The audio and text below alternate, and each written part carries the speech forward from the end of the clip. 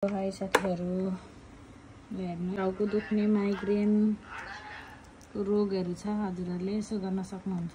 टक्क बाल्टी एक बाल्टी पानी राख्नु होला, गरम पानी।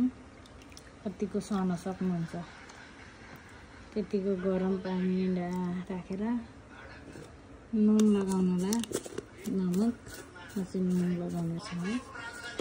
नुन लगाएर टक्कसँगले हजुरले खुट्टा पानीमा डुबाउनु होला।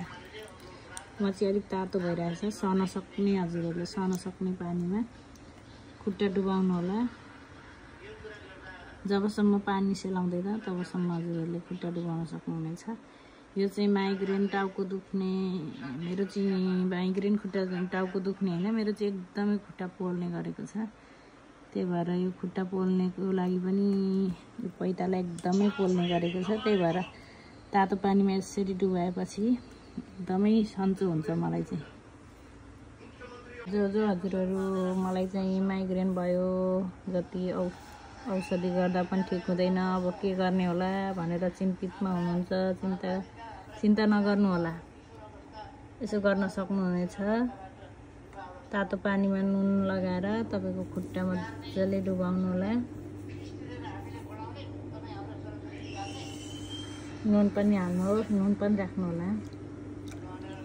यसो गर्नुभयो भने तपाईको माइग्रेन ठीक हुनेछ। टाउको दुख्ने बिरामीहरु